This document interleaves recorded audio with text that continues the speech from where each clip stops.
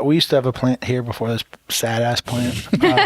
And I used to always look at it and go, like, how would I paint it? I did a digital drawing of it, and I always... So you worked from life once. I've done it. I've done it before, Sergio. Yeah, I smoked weed. It's not my thing, Sergio. And every once in a while, I get convinced to do it.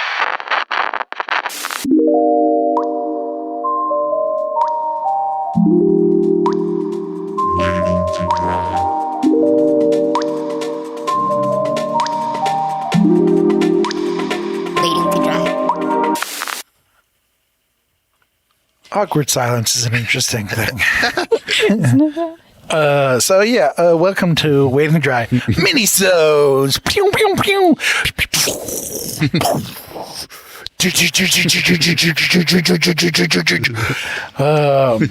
Someone else Wait. is here? Uh-oh. God. No. Okay. Oh, okay. They were leaving. I'm Joshua Lawyer. I'm Sergio Lopez. And we have our first minisode. Wait, is this our first minisode guest? Is it? Well, MJ's been on it. Oh, yeah. I'm A minisode? on a minisode. There's people at the show. Wait, sorry, guys. There's people at the We show. might have to redo this whole thing. We Oh my might. gosh. What's happening? People at the door checking our mail, stealing our Amazon packages. No, they're leaving. And they're out. There's always something male related to podcasts when we're recording. Always so many distractions. That might have been the weirdest one. Yeah. By far, that might have been our weirdest distraction. All right, so Axe handle. minisode. Our topic today is you guys take run the gambit. Have we officially announced that I'm here? Did we? Our first guest. Oh, yeah. Besides Our MJ? second. MJ, Second? Did MJ do a minisode? I can't She remember. did. She did, yeah. The Topanga one. Okay. I don't even remember the topic was there. It was, you're talking about crushes on TV shows or something like that? Okay. Oh, right, yeah. That's a very MJ type of topic. Yeah. You know who mine is, right? Who? Fox Mulder. Oh, okay. 8 years old, Vanessa. I X-Files? love Fox Yeah. Mulder. I Yeah. fucking hated X-Files. The X-Files song. I liked X-Files. The Sergio song comes right in. specifically. I don't know what it was. It just terrified me as a kid. Oh, really? I That's don't know funny. why. I remember my grandma being like horrified when I was at her house and I was 8 years old watching X-Files and there was like a corpse and she's like, what are you watching? Yeah. And I was just like, it's just X-Files. Fox Mulder is hot. What do you want from me? Little 8-year-old me. Anyway, I'm Vanessa Walsh. I am also a guest on this podcast. Scully was... Scully is beautiful. I love her too. I'm like non-lesbian hot for Scully. All right. And the topic is... Ideas versus execution. Yeah. So the reason I wanted to bring this up was I'm always making like lists of all my ideas personally. And I have so many, like all the time. And if I don't put them like on a list, then there's no way I'll do them because things like enter my brain and leave them very quickly sometimes.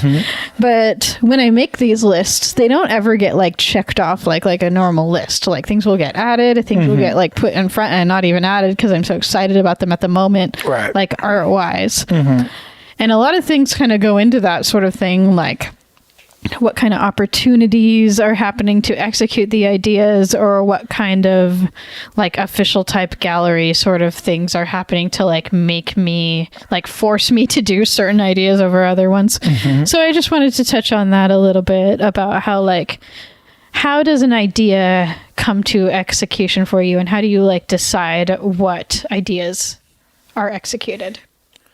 Well, I mean, for me personally, it's I can literally. I mean, I have the same list you have. I assume a lot of people have the list. I have like I might have just recently actually edited it where it was like, oh shit, you write something and then you look at it and you're like, horrible idea. But at the moment, it's worth writing because you never know, and trying to develop. But yeah, there are some ideas that get pushed to the forefront of ideas, and usually those are the ideas I personally execute.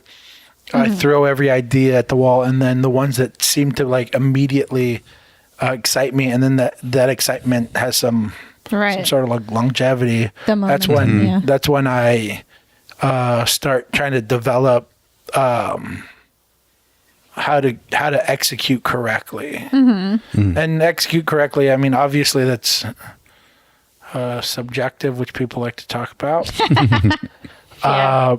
But for me, obviously, I have my own taste and my own habits and my own, tool set that I reach to when I'm creating. Right? I mean, if you're a woodworker, you understand that like there's many ways to create a chair, but you have the tools that you enjoy using the most.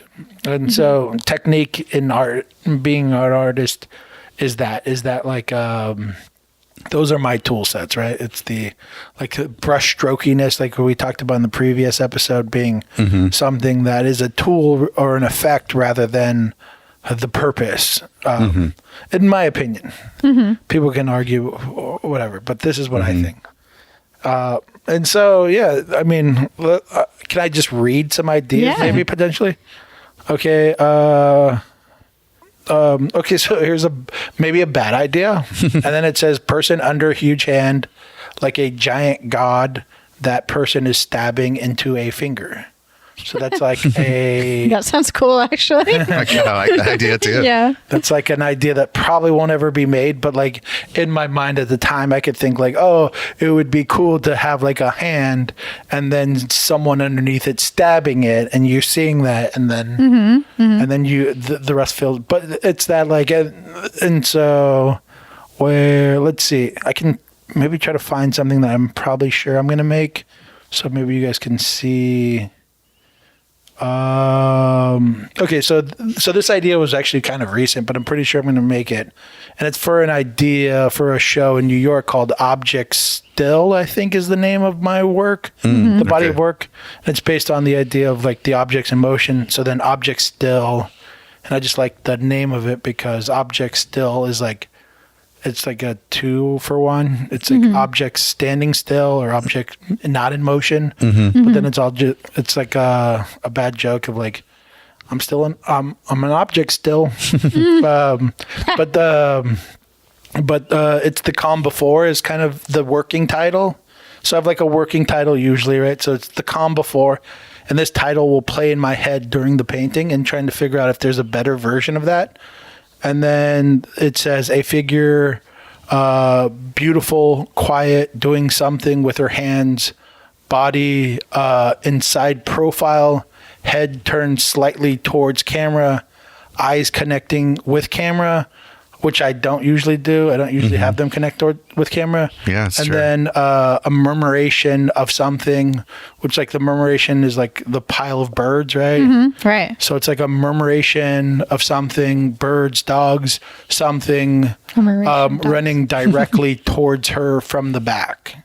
So like that's an idea that I'm working on with the idea of like there's something I like for instance, like a photograph of someone right before the disaster, right? That's interesting. And there's always this like weird calmness before everything happens that almost when you know what happens, that calmness is so much more impactful.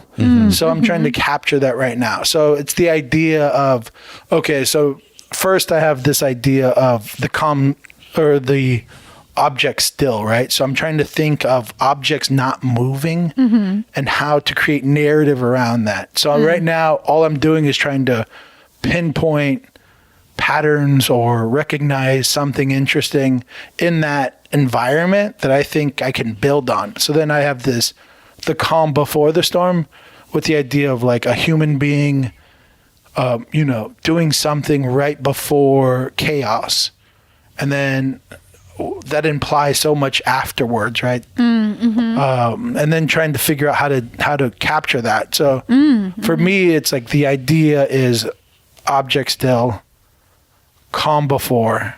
Now create the narrative visually and how to create that. So it's the most impactful for what I want. Yeah. And then on top of that, there is the as far as I can get, and then there's the photographing of the model.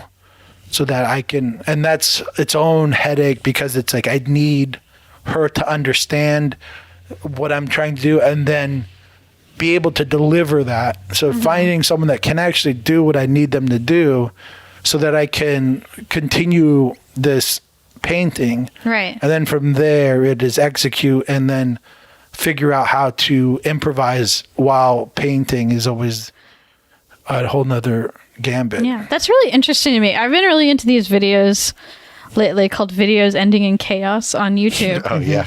But they usually cut right before the chaos, and they leave so much in your head as to like what happened after that. Right. You it's know? like the TikTok video was like, oh no. Yeah. Oh no. Well, it's oh, like no. someone's like taking out their trash and then they're like their roof falls down, but Right. it cuts like right before it like actually happens, and you're like, holy shit, you know? And that's so like fascinating, like that one moment, that 1 second where you're just like, oh shit, and you're totally putting yourself like in that position too, and it's just you're like, what's gonna happen after that? How would I have handled that? You know, like, you know, so that's really interesting. I already like this painting. Yeah. And so even like the idea of like, I need like the note of like, I need her to look at the camera because there's something about like her acknowledging that you know what's going to happen to her. So like she needs to like look at you, where like usually I want the figure to be in her own world.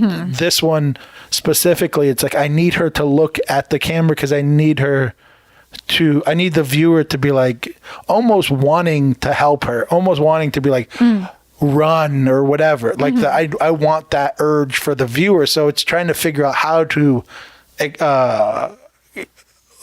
create that, how to like every little detail that makes that possible. So the eye contact is super important in that, because it's like I need the viewer to see her looking at them and know like what's happening seconds later is bad, but she doesn't have this thing, and you have the ability to potentially maybe help her, and trying to like incorporate that in the painting so that it adds more value to the artwork, in my opinion. And so all these like little details is what I consider like, and that's my obsession with storytelling, is like these are why. Like this is how you get good at the thing, is like figuring out like, okay, this is the story. The story's worth telling. And now how do I execute it so that it's actually, it's okay. So I'm obsessed with the idea of like, you create art that's worth, right? That's like, that us as artists are worth, it's not us patting ourselves on the back. It's worth existing in this world. And that's why I'm obsessed with storytelling. But then it's like, I think this story's worth telling, but now now the pressure's on me to tell it correctly. That's really interesting to me, because it's like you're trying to evoke a feeling specifically. And one time, like, I think my mom was giving me a hard time about like that I like classical music, and she's like, why do you like classical music? And I was just like, It's a vibe. if you ever watch one of those like YouTube videos where someone puts like different music to a famous like movie scene, and it's like a completely different feel, it's kind of the same thing. Like, how easy is it for classical music to make us feel, or music in general to like make us feel? Right. So using your art to like evoke a specific feeling, that's really interesting. Well, that's like when people talk about painting and they say mood, that's what they're doing, right? That's classical music in general. Like, that's what mood is. So as artists, when we're painting and we're trying to set a mood, that's what we're doing. We're trying to like get the person to that point. Like we're trying to, and that's why like, what's the fuck? I'm so bad at names. What's dude's name with the fucking big red paintings? Rothko? Yeah, Rothko, Rothko. yeah. Yeah, it's like that's what he's all mood, right? He's all class. Like even though he's not like it's not classical. Like so, there's like in art, there's like classical in the version of like technical ability, and then there's when you pay attention to classical music, you understand like that sets a mood, just like fucking techno music in a rave, right? all it is. There's no lyrics to it. It's just all mood, and there's nothing wrong with it. It's just they're setting mood. That they're mood heavy. People respond to that too. Yeah. I'm not dissing it at all. I just like lyrics. Right. You know what I mean? Right. Right. And so that's why I'm obsessed with it. That reminds me of a Mad Men episode there is where one of the owners of the company in Mad Men buys a Mark Rothko painting, and everybody is standing. It's just like a normal Mark Rothko 2-color painting, and everyone was standing there looking at it, totally exhausting themselves trying to figure out what it means and why did he buy it. Turns out the reason he bought it is as an investment. And as it turns out, that specific painting was worth like $100,000 when he bought it, and now it's worth like $80 million or something like that. So it turns out to be accurate, but everyone's trying to find their own meaning in this painting. Right. That's giving it value or whatever. Well, that's just that's not even art at that point. That's just investing. that's just understanding how business works and understanding how scarcity works and being I can invest in something that's scarce. But that has nothing to do with art. That's just, Right. It's almost like comedic, that being the reason that he bought it. When everyone's like, what is the meaning of this poignant art piece that I don't understand? Yeah. And he's just like, I just bought it because I think it'll be worth something someday. Right. That's Mad Men creating good art. Yeah. Right. Yeah. And that's, but yeah. Yeah, it is the... it is the game people play, that whole fucking thing. I just try to ignore it as much as I can. Right. Well, that's always a weird reason to buy art to me. It's maybe someday this person will be famous. It's maybe you should buy it because you like it. It just seems like there's better ways to make money in general, if that's your goal. Yeah. Maybe don't invest in art at that point. Invest in Apple or something. Yeah. Yeah. Yeah. Or I don't know. Anything. Probably. You're really taking a risk. It just doesn't make any sense. But I'm invested in Chevron and Are you? DoorDash. Yeah. Yeah. Stuff that's popular right now. I don't know. Yeah. yeah. Did you get in on Zoom before the? Oh yeah. Anyone who got into that. Yeah. I'm one of those horrible people right now investing in the potential collapse of a market. Yeah, hey, that might be smart if you can profit off that. I'm it might crash. I'll just put some money in that. It's cheap as shit right now, so I'll buy it. My list of ideas I want to execute is so disorganized that there's multiple lists, actually. Are there any repeats? Maybe. Okay, so here's my first list. This was created on November 23rd, 2020, before I was doing the Strata Challenge. Oak Tree Joe Rodota Trail, Gouache Ocean Exercises, Ocean Studies. I don't know why those are two different things. Because I have a hard time painting the ocean from life, and I feel like if I do some studies from photographs, I'll get better at it. But I've never actually gotten around to sitting down and doing it, and that's part of the thing is actually getting around to sitting down and doing it is a different story. Reese's Peanut Butter Cups, which Sergio already did. York Peppermint Patties, Smarties, Beef. Shot glasses, which I actually did kind of. Cloud studies, same thing as the ocean thing. Doing it from photos I felt would help me do it from life. A fall still life, which I did. A gourd, which I did. An owl sitting among Himalayan poppies, which I did not do. And antiques. So this was this whole idea I had by going to antique stores in the Sebastopol area. There's a lot of antique stores in Petaluma, and getting objects and actually talking to the proprietors and finding out the history of items and buying things with interesting history and painting those. But I never actually did that because there's a lot of steps before that would have led to that. And then I have a still life list. Let me see. Where do I have this? Can I ask you a question real quick? Yes.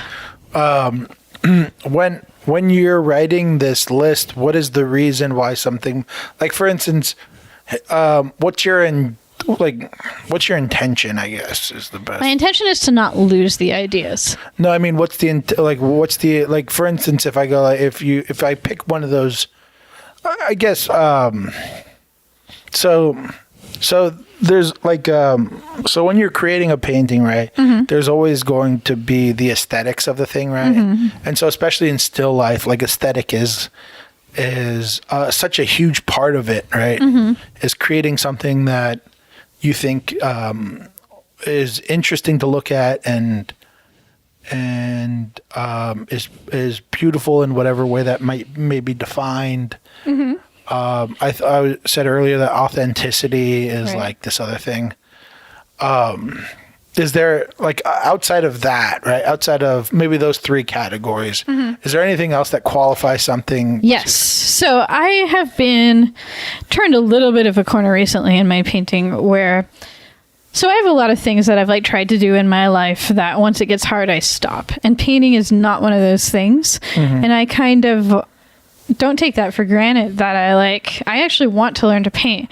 So it's like I've been painting a lot of glass recently, for example. And it's like, why do I paint glass? Because it's challenging. It's like if I think something's hard in painting specifically, I want to do it because I want to be good at it and I want to be able to do the things that challenge me and I want to be able to get over that hump. So it's like one of my most recent paintings that actually the reel on Instagram kind of went semi-viral, which is kind of cool, was a translucent lollipop. And you could see like the stick of the lollipop like within the actual like clear lollipop. And the cellophane covering the lollipop was like still on when I painted it. And people seem to really like that. They're like, oh, you're painting like something clear and translucent and that's like challenging per se.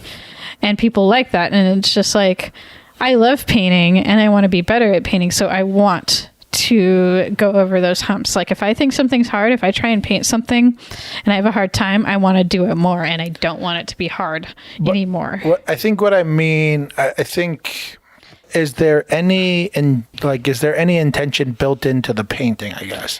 Not necessarily your reason why, but more specifically, why does it why does the painting need to exist in your mind? I guess. Well, I guess, maybe like, because of my, like,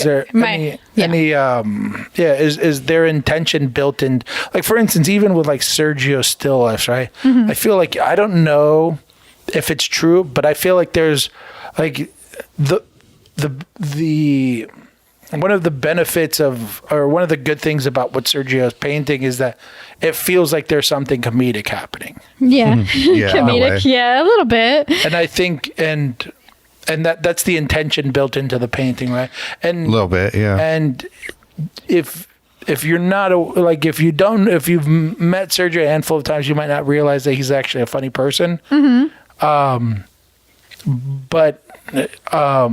that's built in to the painting in a way that you understand Sergio better. Does that make sense? There's like this intention built in where you go like, oh, that's funny.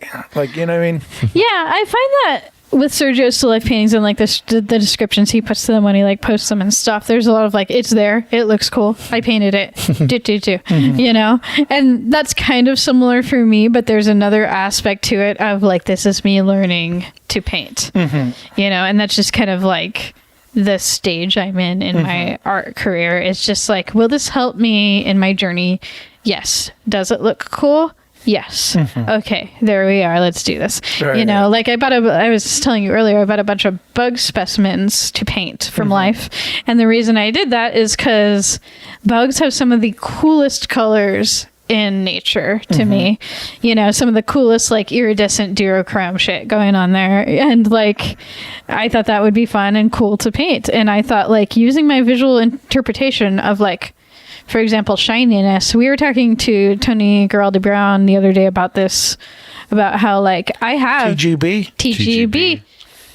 Shout out Tony Gabaldi Brown. Gabaldi. This is my favorite thing ever. Tony Gabaldi. Garbaldi. Tony Gabut's itch Brown. Tony Gabaldi. Gabaldi. It just keeps going. Tony Gabaldi Brown. Anyway, we were talking, I think it was just like 2 days ago, we were talking to him like, Daniel Smith, the watercolor company, came out with some really cool iridescent watercolors. And here I am painting iridescent bugs. I have zero desire to use those because I want to learn to paint what iridescent looks like without using iridescent watercolors. You know, I want to paint it matte and have it look iridescent because that's the challenge. That's what makes my brain happy. And it also looks cool. So it's just like, it checks the boxes, you know? So that's kind of what goes into this decision of me painting a still life and what I choose is like, does this look cool? Does it challenge my brain? Does it make me a better painter? Will it look good at the end? Hopefully, and that's kind of like what goes into it. But I just have so many ideas. I'll just be like, it depends on what kind of like mental mode I'm in, but I'll be looking around and I'll be like, those blinds, how would I tackle that? And I like squint at them. It's like, how would I tackle that? Right. It's all about like the mindset you're in. Yeah. And there's kind of a fun and like unassuming things, painting them from like as a still life or whatever, and it's just like, look what I did with this. This is my creativity. Here's a fairly mundane object.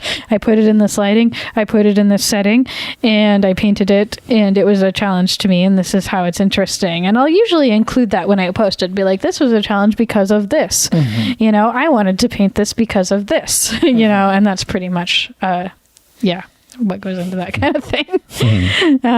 Going through the Strata Easel Challenge for the past month has been interesting, just seeing like what I choose and why. Because at first when I did it, it was almost like a struggle because I was so a beginner at painting from life at that point. So the challenge, for anyone who doesn't know, is painting something from life every day for 30 days.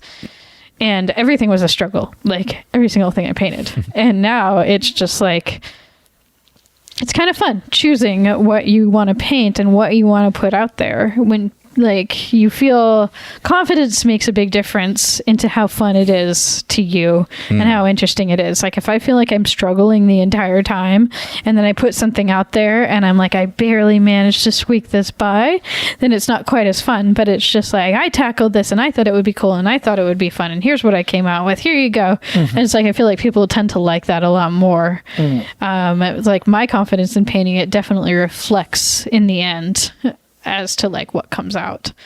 So yeah, sorry, that's my rant.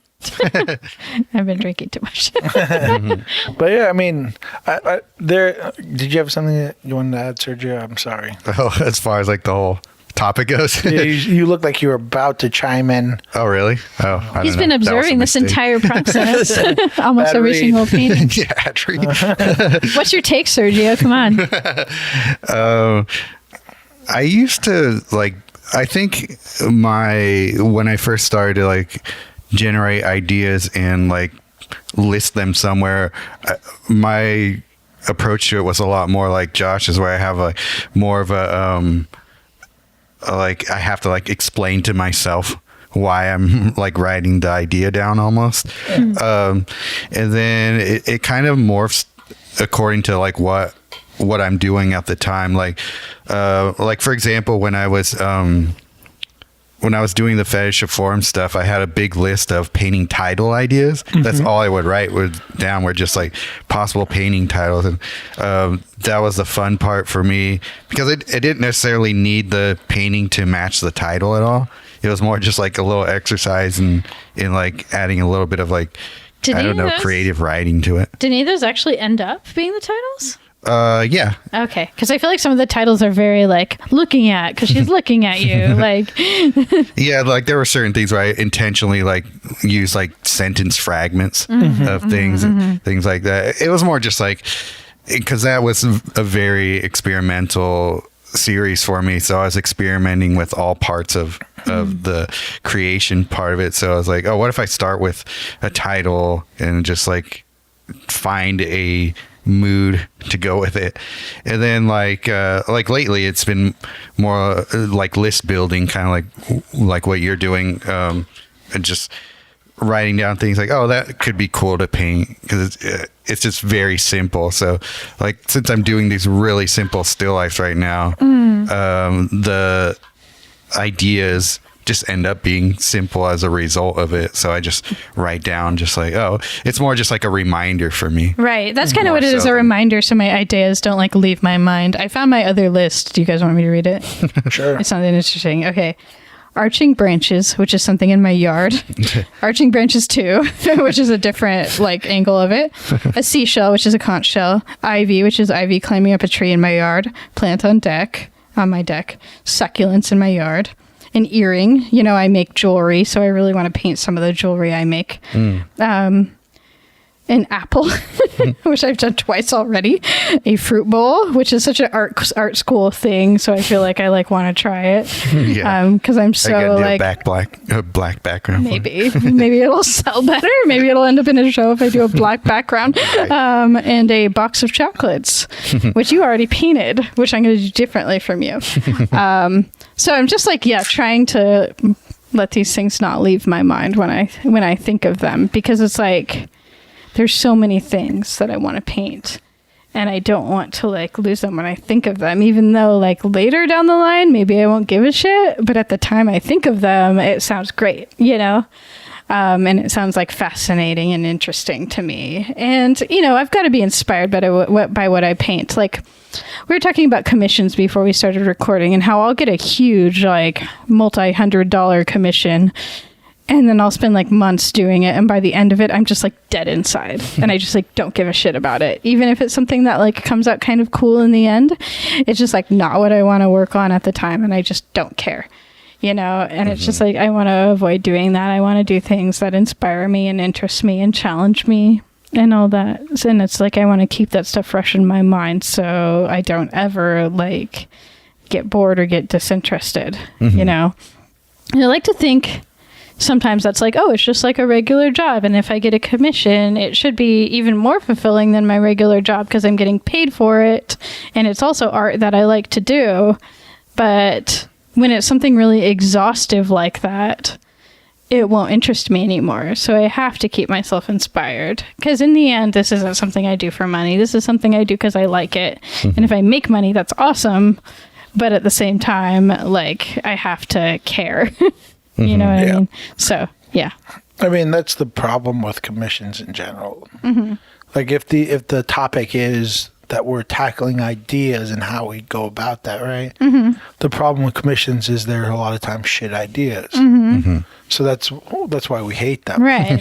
Well, like we were talking about earlier, people will like commission something and they'll be like, make my teeth wider and make my cheeks thinner and all that. Right. And it's like, well, it's not going to look like you anymore, and you're probably not going to like it because it's not going to look like you. Right. And it's just, it just doesn't work sometimes. Like, I mean, it's even like the idea of like, oh, paint my whatever, right? Paint my children.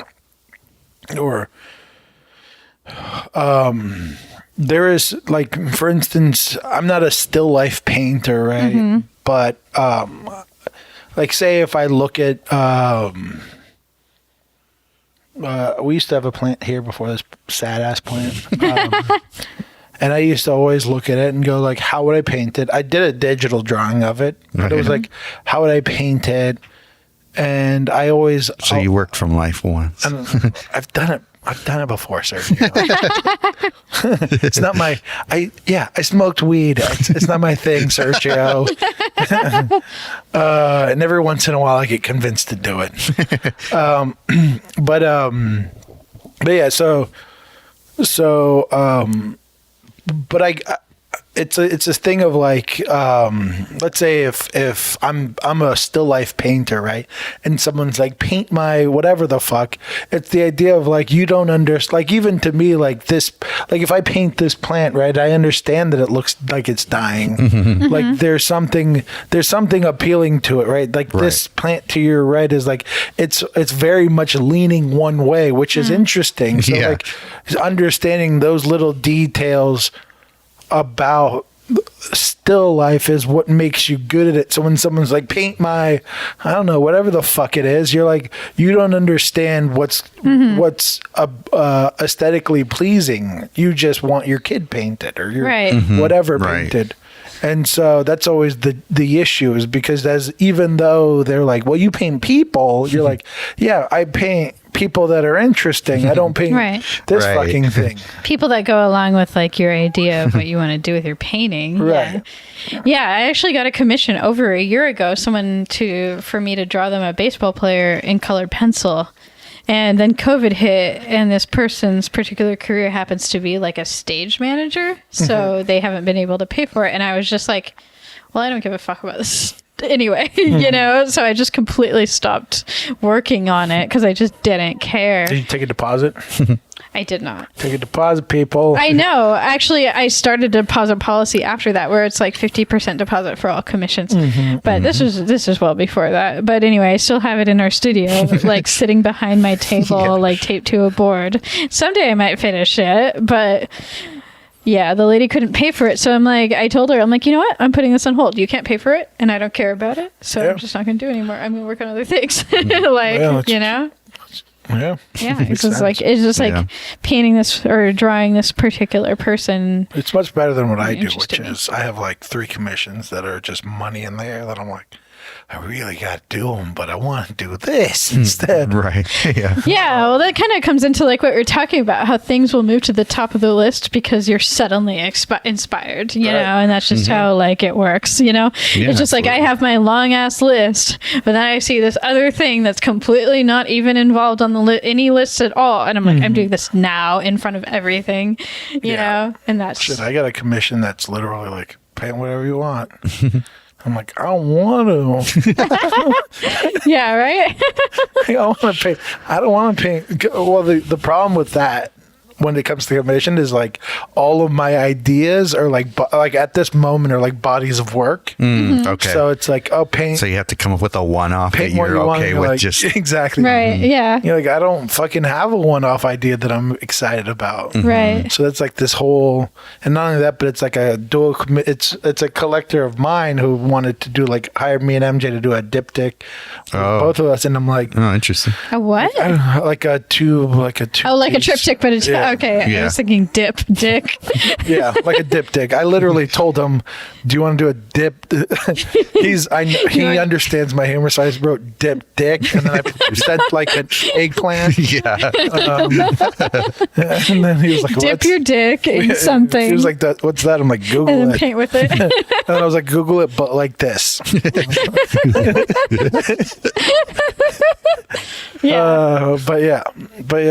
But I mean, he's a great fucking like I love him as a collector and actually as a friend, but it's like one of those things where it's like all my ideas are because I'm thinking like bodies of work. Yeah. It's hard to like go back to like Right. a singular image. It's like especially if it's just like do whatever you want. Like even if he was like, I want you to do something around, I don't know, something, right? Then I'd be like, okay, now I can figure out work towards that. But it's like you want me to make an idea. Okay. Do whatever you want is the hardest though. If they give you some kind of parameter, it's a lot easier. It reminds me of like an essay in high school when someone's like, write about whatever you want. And I'm like, I don't know what the fuck to do. But someone's like, write about, you know, even if it's vague, like it's like a thing that's like it's hard to complain about though. It's like having like too much ice cream at a party or something. Yeah. Yeah, like I mean, I wanted pizza, but Yeah. I mean, fuck, I mean, I was talking to my Can't complain. nail artist about that actually. It's kind of a girl thing, but my nail artist, I was like, do people ever ask you to do whatever you want? And she goes like, yeah, and I hate it. So I was like, well, do you want me to do like a 5-inch black spike with like massive like crystals on it? And it's just like, well, no, not really, you know? And it's just like, that's the thing. You don't really mean do whatever you want, you know? Yeah, You the mean do whatever you want within my like whatever, you know? the one thing in that story though is that I found offensive is that me and Sergio both have nail people. Do you? I'm your nail person. Vanessa's Sergi. my nail person. I put rose scented cuticle oil on his nails all the time. All that oil paint. Click the gay button. Is there a gay button? Oh, I'm curious. Gay. There is a gay button. I'm sorry if I offended you. I mean, a man can have a manicure and pedicure. I mean, that's right. Last time I actually got a manicure, not from my normal nail girl, but from a different person. There was a man sitting next to me. And as it turns out, he spoke Vietnamese, which is the language the people working there spoke. And I guess they were saying some offensive things, and he called them out, like, while I was sitting right there. And she was just like, you understand us? And they were, like, shook. Yeah. Anyway, That's drama. always funny when that happens. I know, right? There's a Seinfeld episode about that. I used to have The guy a spoke friend Korean. who was, the fuck was he? Dominican, I think. But he looked like just like a normal black guy. And then we would go into these liquor stores, and while walking in, he was like, fuck those guys. And I'm like, what happened? He was like, they talked a lot of shit about me. Oh, man. And it was like, that sucks. But it's like they're talking in Spanish, and then he would walk out and talk to them in Spanish, and they'd be like, oopsie. Yeah. I sent something to Sergio about that recently. There was like a Reddit thread about so there's this Reddit called Am I the Asshole? And the person was am I the asshole for not telling my in-laws that I don't speak or that I do speak Spanish? I guess they were talking about a bunch of shit about him in Spanish, and he understood, and then he called them out at the last minute, which was hey, started speaking Spanish and understood them. And I sent that to Sergio. I was like, your family doesn't do this to me, do they? And he was like, no. But it's I feel like I maybe understand enough Spanish to know if they were completely talking shit. Yeah. But yeah. Vanessa. It's Vanessa, pinche cabrón. The funny thing is that my buddy that when he were those people that would talk shit to my buddy, and then when we'd come out and my buddy would call him out, is the thing that's really funny about it is that I support those people. Yeah. You support racists, as we know. So that was the awkward thing. It was he's my friend, but I support them. Yeah. Oh my goodness. They're also my friends in spirit. So hey man, not cool. You calling them out, not cool. They're just Let trying to, they're just trying to run the race, man. And you're over The here. racist race. Yeah. But Yeah. Well, did we do this mini I think we did it. I Okay. guess so. Yeah. Hopefully you guys know how to take ideas into make them into thingies. Yeah. Ideas can be executed. Yeah. All right, guys. If you're still listening, go make a list. Dip it in and Bye. sauce it up. Yeah.